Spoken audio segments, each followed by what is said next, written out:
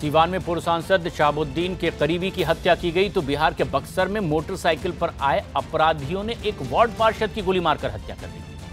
परिजनों के मुताबिक विजय कुमार वर्मा घर में खाना खा रहे थे और तभी किसी ने उन्हें बाहर बुलाया और गोली मारकर वहां से फरार हो गए। पार्षद की हत्या के बाद लोगों में काफी नाराजगी है।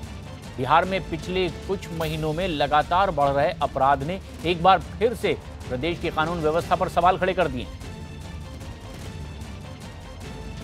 बिहार में अपराध की बाढ़ सी आई लगती है, लेकिन वहां के नए बने डीजीपी का दावा है कि अपराधियों की गोली का जवाब गोली से दिया जाएगा।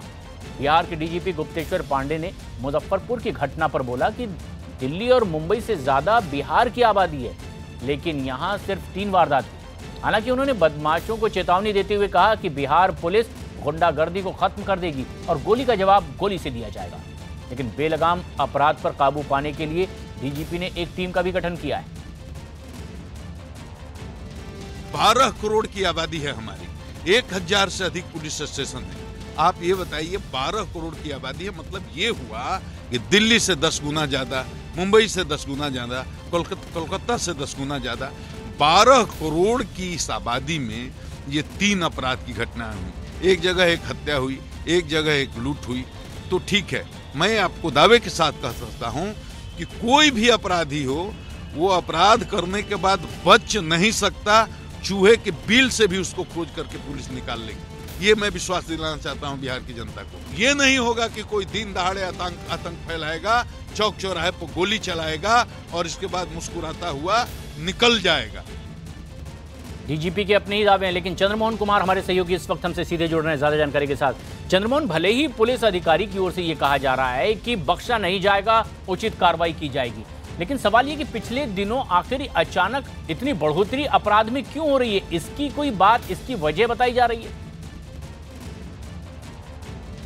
बिल्कुल, देखिए, जब भी कोई वारदात होती है बिहार में तो सीधे तौर पर एक रटा रटाया जवाब पुलिस अधिकारियों की तरफ से और सरकार में बैठे हुए लोगों की तरफ से आता है कि कोई बख्शा नहीं जाएगा और कहीं भी होंगे उनको पुलिस ढूंढ निकालेगी। लेकिन पिछले अगर 24 घंटे की बात करें तो जिस तरह से 6 वारदातें सामने आई है, यह साफ तौर पर दिखा रहा है कि कहीं ना कहीं पुलिस अपराधियों के सामने नतमस्तक हो गई है और यही वजह है कि अपराधी बेखौफ होकर शहर में निकलते हैं, फायरिंग करते हैं, लोगों की जान लेते हैं और आराम से निकल जाते हैं। अगर पिछले 24 घंटे की बात करें तो अब तक जो भी 6 वारदातें हुई हैं उसमें कोई भी अपराधी आइडेंटिफाई नहीं हो पाया है और ना ही पुलिस लगातार जो यह दावा कर रही है कि छापेमारी चल रही है, उनको जल्दी गिरफ्तार कर लिया जाएगा, उसमें से अब तक ना ही किसी की गिरफ्तारी हो पाई है। तो सीधे तौर पर सरकार और पुलिस सवालों के घेरे में है और वो जो पुराना रटा रटाया जवाब है वही पुलिस और सरकार की तरफ से सामने आ रहा है।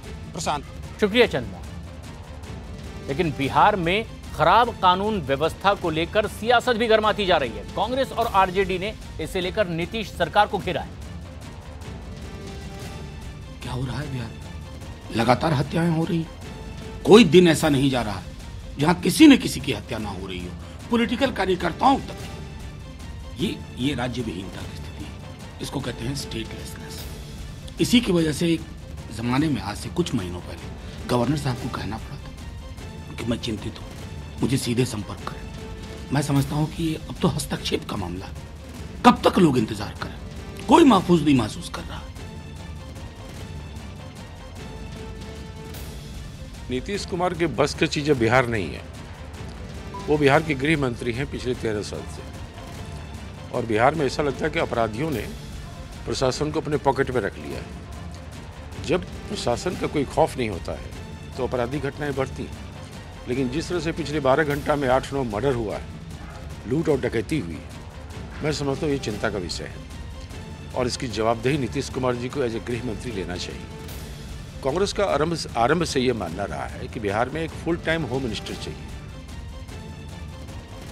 देखिए, पुलिस मुख्यालय इन तमाम घटनाओं की मॉनिटरिंग कर रहा है और चाहे वो सिवान हो, गया हो, मुजफ्फरपुर हो, फतुहा की घटना, पटना ग्रामीण का मसला है, सभी जो जिले हैं उनके संबंधित अधिकारियों को कड़े निर्देश हैं। बहुत जल्द इसमें उद्भेदन के बाद जो जानकारियां उपलब्ध होंगी उसके आधार पर दबिश बढ़ेगी और गिरफ्तारियां होंगी। देखिए, कभी कभी कुछ घटनाएं हो सकती हैं, लेकिन घटनाओं को लेकर के पुलिस प्रशासन पूरी तरह से सतर्क है और कार्रवाई के निर्देश दिए जा चुके हैं। जल्द से जल्द गिरफ्तारियां होंगी। बिहार के अंदर सख्ती से नीतीश कुमार जी अपराध और अपराधियों के खिलाफ लड़ रहे हैं। जो भी अपराधी अपराध में शामिल हैं उनकी खैर नहीं। उनको मालूम होगा कि नीतीश कुमार जी ने न अपराध से कभी समझौता किया है न करेंगे। अपराध और अपराधियों को सख्त सजा मिलेगी।